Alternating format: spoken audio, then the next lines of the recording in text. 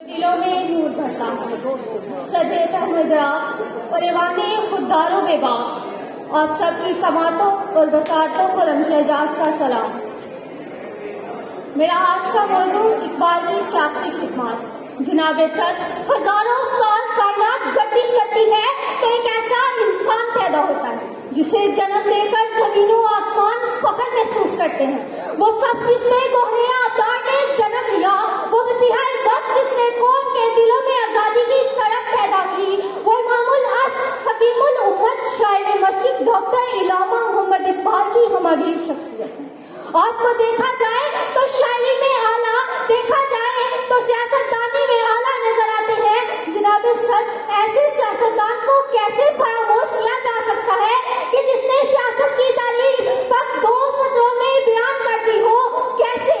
आज इकबाल को हकीमुल उम्मत, शायर मशीक और अजीम फलसफी के नाम से तो जाना जाता है, मगर अफसोस सद अफसोस कि उनकी सियासत को फरामोश किया जाता है।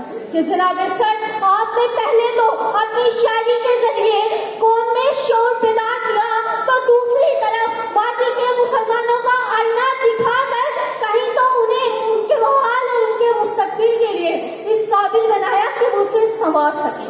जी हाँ सदैव वकार। और फिर अगर सियासत में देखा जाए तो इकबाल ने 1930 में खुतबा इलाहाबाद में पौधों को नजरिया पेश किया, तो जहाँ अलग वतन का तस्वुर दिया, वो अंग्रेज सियासतदान जो अपने 70 से 80 दहाइयों से इस हिंदुस्तान की सियासी मामलात का हल निकाल रहे थे।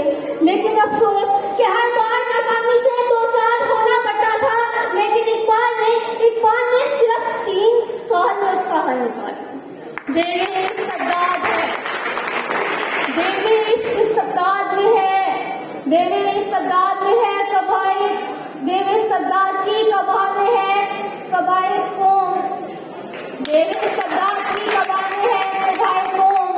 कि तू समझता है कि आजादी की है नीलम परी।